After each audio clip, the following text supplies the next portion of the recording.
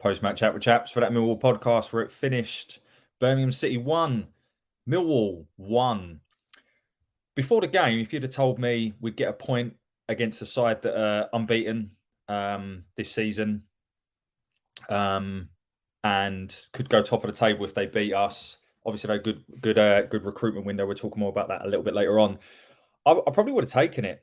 But as the game sort of progressed, after that 15, 20 minutes, I really felt that Birmingham were there for the taking. And as I sort of reflect, I actually think it could have been a missed opportunity for us to go and get another 3 points. But overall, I think a point apiece was probably a fair result and a fair reflection of the game. And without further ado, let's get into it. So in terms of the lineup that started for us, so there was one change from the side that started and beat Stoke. So Sarkic in goal. The defence is where the change was. So no change on the right-hand side. Brooke Norton-Cuffy starts down that right-hand side. The three centre-backs, this time of right to left, Ryan Leonard, Sean Hutchinson, and Jake Cooper. And then the changes on the left wing-back position, Joe Bryan out, Murray Wallace in. Joe Bryan, it concerns me a little bit, to be honest, because that's now, I think it's the second game already that he's missed this season. He doesn't seem fit. He does seem a bit lethargic and a bit passenger at times. And I'm starting to get a little bit concerned on him. But Murray Wallace started down the left-hand side. Billy Mitchell, George Saville kept their places despite Casper Denor being available. And, of course, the signing of Alan Campbell, which we'll talk about. And then Zian Fleming behind Kevin Nisbet and Tom Bradshaw. So he keeps to the two up top away from home. I think given the players available, I think that was probably the right 11. And I'm just a little bit concerned about the lack of depth potentially down that left-hand side. And now in the centre of the pitch, at the centre of defence, which, of course, we'll talk about as part of this video. Birmingham, they've had a huge recruitment drive over the summer with their new owners, and I think there's a lot of optimism. And reading Twitter this week, looking at their forums this week, listening to some of their sort of pre-match predictions, they were very confident going into this game. You know, they've started the season well. They've signed some really good players. They seem to have a bit more of an identity about them. They're a club full of optimism. You know, I think they were close to, if not selling out, their ground yesterday. I know it's a bit of a midpoint at the moment in terms of building works, but there's a real sense of optimism. And as I said, they could have gone top if they'd have beaten us. So that's what I'm saying. A point isn't a bad result in the context of that. But then an alternative view, the other piece of context is that they're all still gelling, the players that they've signed. They played an additional game this week, so they played on Tuesday. 5 of the players that started yesterday have either started or been involved for a large part of all 3 games. So they've actually played a game more than us. And the fact that I felt that at times in the second half, we looked more leggy than they did is still a problem for me. I still don't think we look fit. And I think if we're fitter, we go on and win that game. But anyway, let's get into the game. So the game starts off. Nothing really happens in the first couple of minutes. I think sort of teams are sort of feeling each other out. There's a lofted ball forward. I think is it Cooper? I think it plays it up. It sort of bounces down, and then Bradshaw sort of takes it off. I think from Nisbet, starts to run towards goal, and Kevin Long fouls Bradshaw. I think there was a little bit of was it even a foul? I didn't go yesterday. I was actually at a wedding, and I'm doing my best to watch it. So this might be a little bit hit and miss. But I'm not sure if it was a foul, but it's given to us. I think he probably does take. He gets the ball, but then I think he takes Bradshaw after. So Bradshaw, clever play, wins the free kick. And then there's no Zian Fleming over the free kick. And it's either George Saville or Kevin Nisbet. So Kevin Nisbet, right-footed, middle of the goal. I think it's just on the D. Shoots. And I was actually listening to the Birmingham commentary. and he shoots, and all you can hear is it's in. And it was really weird because it didn't really look like it was particularly well struck, or it was on target. But for me, the keeper's got to do better there. And obviously, I'm absolutely delighted that he doesn't, because we go 1-0 up. Kevin Nisbet's 2-2, full of confidence. That's fantastic. And yeah, we're 1-0 up away at Birmingham. I think John Ruddy has to do better, as I say. But you know, it's a really positive start. 1-0 up inside 10 minutes. That's the first time that they've been losing all season. And it's for them, I guess it's a test of character, and for us, it's how we build on that. And for much of the first half, I feel like we do. I feel like we're the better side. We definitely win the first half. I think that's fair to say. Not just from a points perspective, but I think overall performance. And we actually score a second goal that's unfortunately disallowed for offside. The goal comes from a corner. So, a second time I've said this season, a well worked corner routine.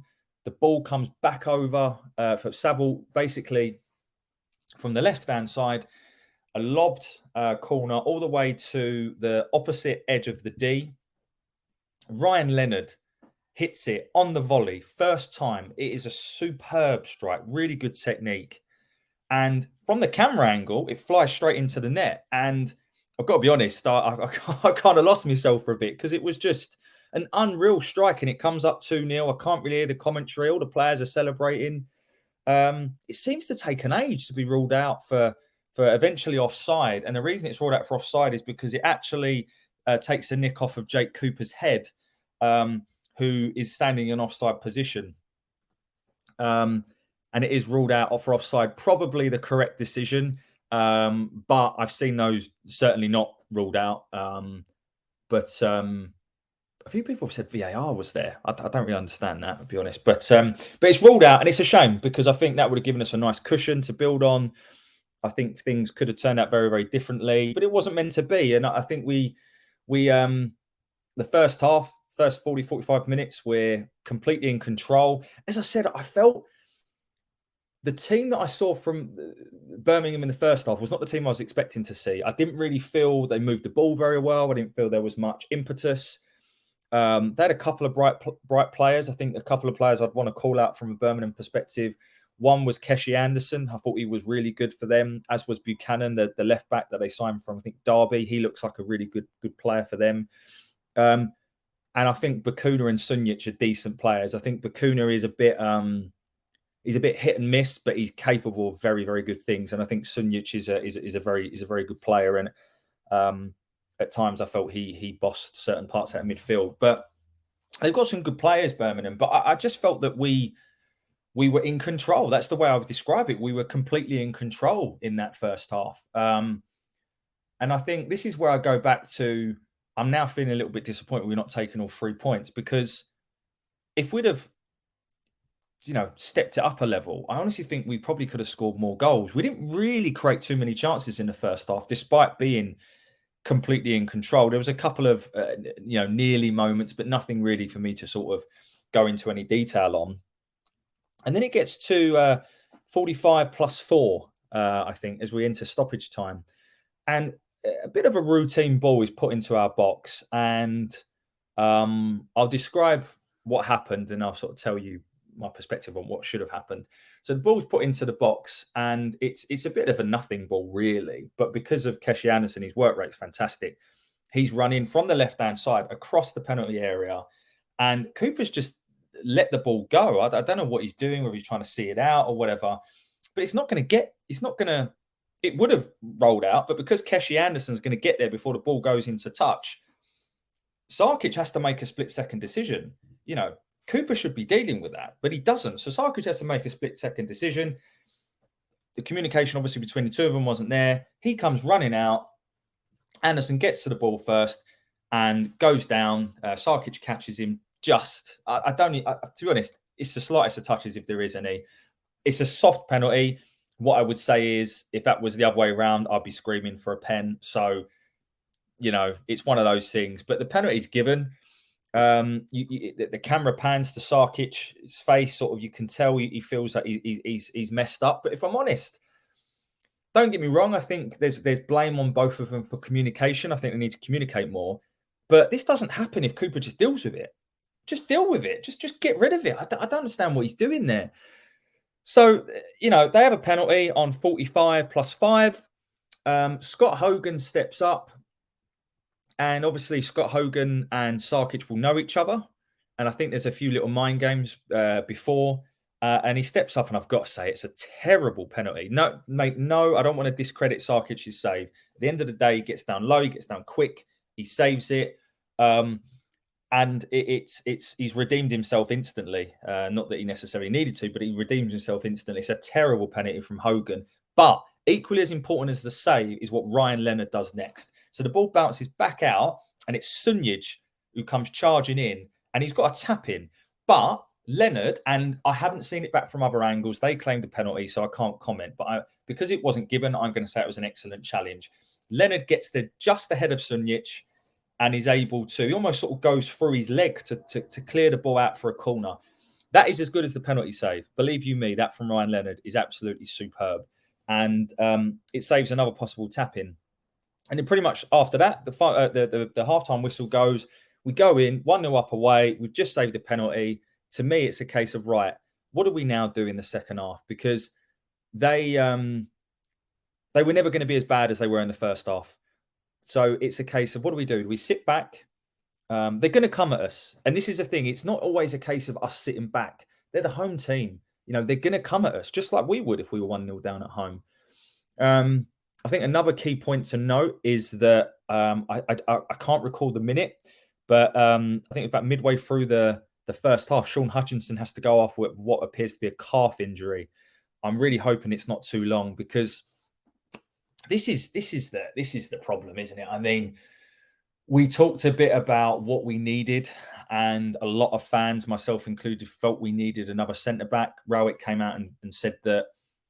The way I read Rowett's response was basically him saying, if I had more budget, I would sign a centre-back, but my priorities lie elsewhere. That's the way I kind of interpreted what he said. He wasn't necessarily saying we don't need one, but the budget he has, he would prefer to spend it ultimately on Longman and Campbell, which I'll talk a bit about later on when I talk about when they come onto the pitch eventually. But Hutchinson's out, and it's a shame because Sean Hutchinson has a superb start to the season. He actually, prior to the Birmingham game, he made the most interceptions out of any player in the Championship. And I think he's had a really good start to the season. So to lose him, obviously don't know how long for, hopefully not too long, but these calf injuries could be. And we know he's injury prone, as is Ryan Leonard. And you start to think that, is it a big mistake that we've not brought in another centre-back? Wes Harding actually comes on for Sean Hutchinson into that centre of defence. And I was looking forward to seeing him, because we haven't really seen him in that defensive role. And when I do my player ratings at the end, I'll give you my perspective on how I thought Harding did. But second half, come out, and the second half is definitely theirs. And my biggest frustration before I talk about their goal is this second half piece. So we have, obviously we played 5 league games this season and a cup game. And then, of course, Blackburn last season. So I'm referring to the last 7 games. I've not looked any further than that, but the last 7 games, we've only won 1 second half, which is just, there's something in that for me. For me, it appears it's fitness levels. I look at our players, and some of them just don't look fit. And that is in the context of the fact that Birmingham have played a game extra than us. And I just, it's not acceptable. I don't know what's going on there, but to me, that is just not good enough. They don't look fit. We lost the Blackburn second half, as we all know. We lost, Middlesbrough's the only one we've won. So obviously we won that 1-0 away from home. Middlesbrough incidentally haven't won a game all season. Bristol City, we lost that 1-0. Norwich, we lost the second half 2-1. Reading, I think we lost the second half 2-0. We drew the second half against Stoke, and we lost the second half to Birmingham 1-0. So there is a problem with our second halves. There's a theme here. And all I can put it down to is fitness. It's either that or Rowett gets his tactics wrong every second half. And I don't think it's that. I really don't. Look, we've said what we've said on this channel and what people want to say about Rowett, but I think there is no point sitting here and criticizing his style of play anymore because it ain't going to change. He is not going to change his style. That style is here to stay, and I don't think he necessarily sets us up any different in the second half to the first half. So to me, actually, it's on the players. And if you listen to his post-match interview, he talks about how he wanted the players to sort of kick on and get that second goal. So, but anyway, that was my kind of little rant, and I guess another stat to say that we've only won one of the last 7 second halves, which is just not good enough. But nonetheless, they equalise on 55, and it's the impressive Jay Stansfield, who they've got on loan from Fulham, who I understand. I think we did look at him ourselves, but he does look a good player, to be fair. It's a really good finish from him. But the goal does not happen if we do not turn on to switch off from a throw-in. So there's I think this is about sort of 10, 15 seconds prior to the actual goal itself. But they have a throw-in. And it's basics, right? Throw-ins, what always happens is a player goes short to pass to do a 1-2 with the throw-in taker. And we just switch off and no one picks him up. I think it's Nisbet, switches off. And then from there, some sort of decent play. I think, Saville hands his man off and the other defender doesn't pick him up. But none of that happens. And I also feel maybe, and I'm not digging him out, but maybe Sarkic could have done a little bit better. It's not any blame to him whatsoever, but I think that he's capable of making those saves. It is a good finish. It is in the bottom corner, but it's a tight angle, and maybe the keeper could do better. But for me, the blame is on us switching off from the throw-in. It's a good finish, but it doesn't happen if we just deal with the throw-in. And that's the frustrating thing. I think they warranted a 1-1 draw. There's no doubt about it. I think 1-1 was a really fair result, and I think Rowett acknowledged that in the post-match. John Eustace felt that they probably deserved to win it. I don't agree with that. I think 1-1 was a fair result. They had a lot of the ball in the second half, but other than one additional shot, which was from Stansfield again, Stansfield, some really nice play down the left-hand side, does Billy Mitchell up like a kipper, plays it into the box. It ends up coming back to him, and it's a good shot. And it's a good save from Sarkic, actually, because it's hit with some real power, and sort of Sarkic sort of beats it out of harm's way. But that was their most noticeable chance in the second half. We didn't have too many opportunities. What I would say is we put a lot of balls into the box. I think Eustace said after the game they dealt with 20 set pieces, which is great. It's a vital part of our game. But that's, again, the last two games and 2 goals that we've scored, both not from open play. So that is a slight concern at this stage. But I don't mind set pieces being part of our armoury, but not being our only thing. That's the only sort of slight concern with the goals that we scored recently. So the game finishes 1-1. I think ultimately it's a fair reflection of the way that the game planned out. But you just think that if we'd have really taken it to Birmingham a little bit more, if we were fitter, I personally would have liked to have seen Maku come on. Yet it was great to see Danny Mack back on the pitch, Alan Campbell come onto the pitch, John Longman come onto the pitch. But I think that I don't know. I just think that there was an opportunity there for us to go on and get 3 points. I really, really do. I think that Birmingham, given they didn't look particularly fit, I felt that they were there for the taking. But I think it is what it is. And we go into the international break with 2 wins, 2 losses, and a draw. It's a very middle of the road start. I don't think it's a start we'd have loved, but it doesn't turn out to be the worst start in the world. What I would say is I think we will get better as we get fitter. I think the players need to be working very hard on their fitness levels over the international break and not taking it as a break. If we do that and we can gel some of the newer players back into the group, obviously Hutch's injury, maybe it's timed nicely so that he can come back into the group. So who knows? But what I would say is a lot of clubs are going to be saying the same thing. You've got Birmingham who've signed sort of 13 players. Stoke have had a strong window. Hull have had a good window. Sunderland have got new players. Preston, top of the league, they've had a decent window. So a lot of clubs will be thinking the same thing. And what I would say is that there are teams like Hull, like Stoke, that finished below us last season that have had really good recruitment windows. And I'm not saying we haven't, by the way, but exceptional recruitment windows that are now performing well. But then this is the Championship. Yesterday, Hull beat Leicester, and Stoke, who, I think are going to be a top 6 side, get beaten. And Norwich lost at Rotherham. So this is the Championship, right? And this is why we love it. You just can't predict it. And I think ultimately the top 6 teams may not be the best teams, just like Luton weren't last year, but the teams are able to be most consistent. And we'll see what we're all about. So player ratings. So Sarkic, I think, he wasn't my man of the match, but I think he deserves an honourable mention for a penalty save and for one decent save in the second half. So he deserves a bit of a mention. I'll probably give him a 7.5, 8 out of 10. My man of the match, I'm probably going to give it a tie. If I had to pick one, I'd probably go with Norton Cuffy. I thought Norton Cuffy was really, really bright. He just wants to get forward and beat players. I think he's probably not 100% fit, but he still has that athleticism about him. I really liked yesterday. I thought most things that were bright from us came from him.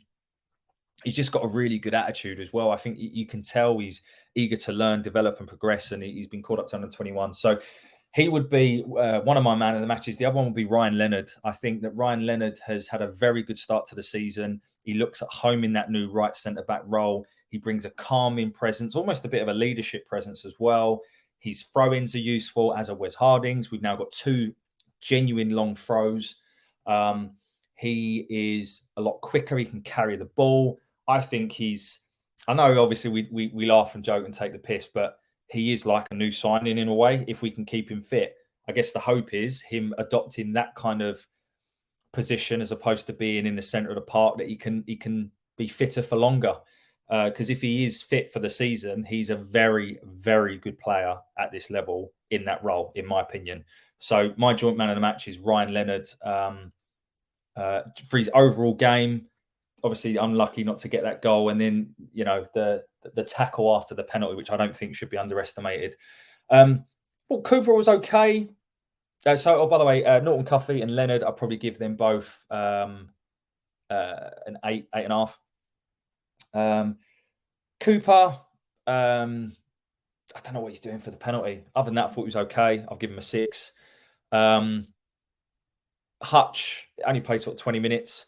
Harding, I'll talk more about Harding. So I think Harding, you saw the best and worst of him in that. I know he only played sort of 60, 70 minutes. I don't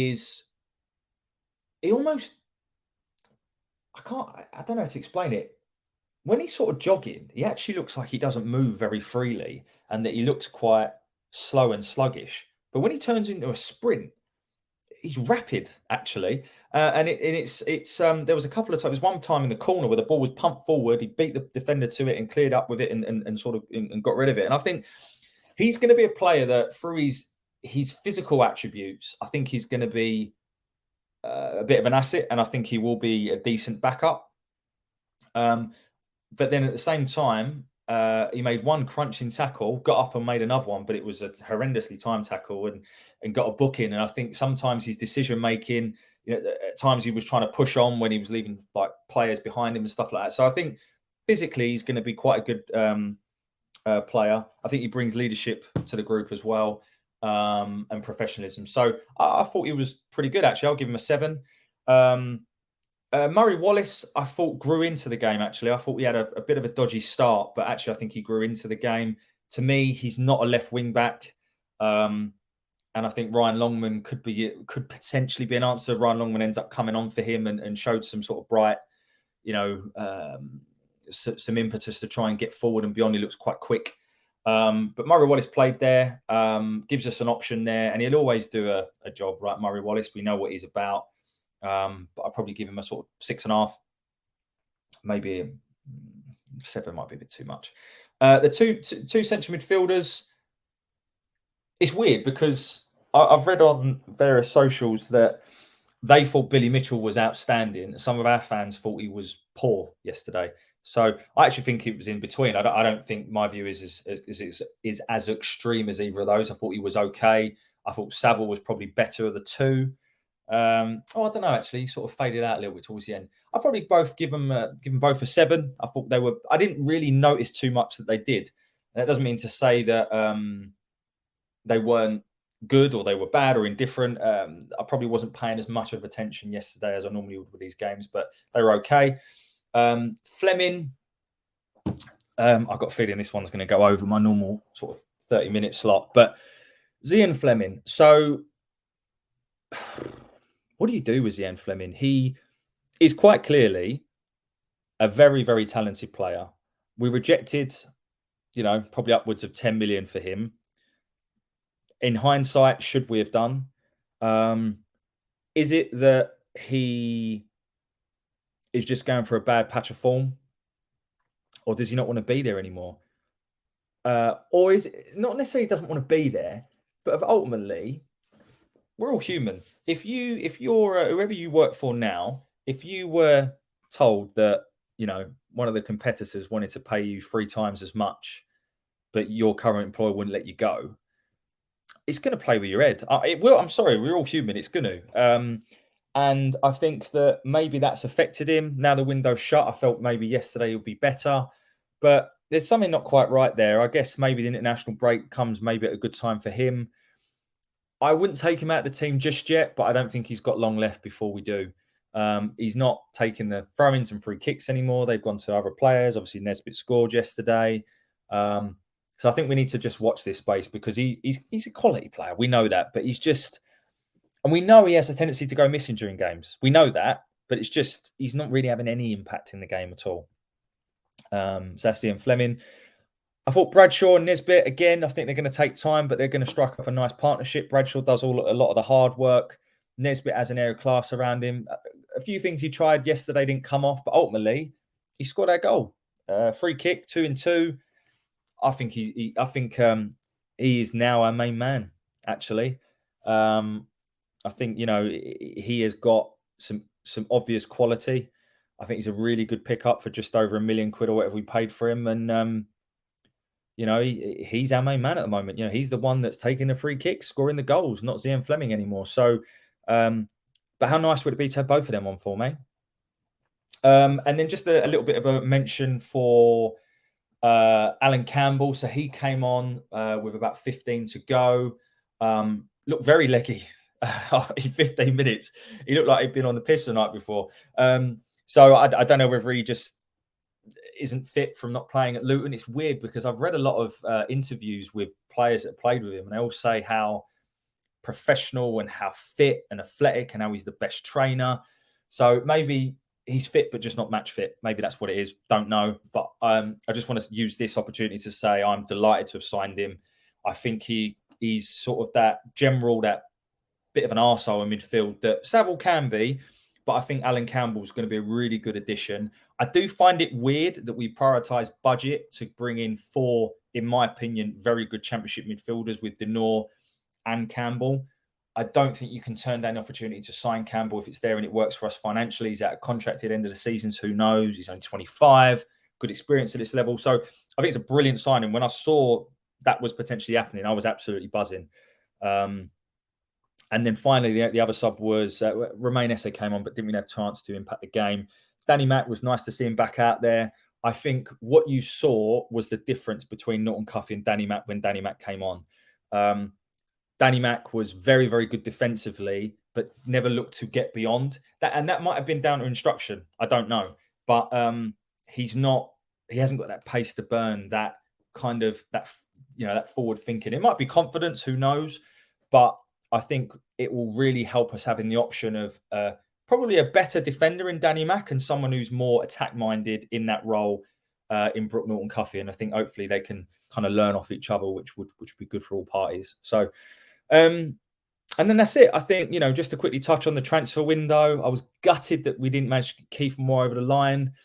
I don't know anything, but from what I've read, it looks like the Patson Daka move falling through from Leicester to Bournemouth meant that they couldn't let Kiefer Moore out, which is a shame. Maybe we go back in from in January, because I've always liked Kiefer Moore. It's funny because on the drive up to the wedding, it was announced that he'd signed, and I was like, Kiefer Moore, that could be the missing link going forwards. That sort of plan B, that target man, the more mobile Matt Smith that I've been saying for a while that we needed. And then it obviously fell through. And all of a sudden you don't have Kiefer Moore and Hutch is injured. And you're like, all of a sudden that's two, very, very different outcomes. So maybe we'll go back in from in January. But nonetheless. So look, I've gone on for a little bit long here. What I would say is I think before the game I'd have taken a point. With Birmingham's form and the optimism at the club, I think a point's a good result. But after about 20 minutes, I really felt that they were there for the taking. And I think if it wasn't for, if our fitness levels were a little bit better and maybe some of the substitutions were slightly different, which were, some of them were enforced. We have to give, Rowett the benefit of the doubt there. Then maybe we could have gone on and won the game. But it's not the end of the world. An average start. And I think we've had 5 fairly difficult fixtures. Not that there's any easy ones in this league. And we go again after the international break against Leeds. So look, I'll leave it there. Hope you've had a great weekend. Look forward to seeing you down Den for the Leeds game. Enjoy your international break. And I'll speak to you soon. Bye for now.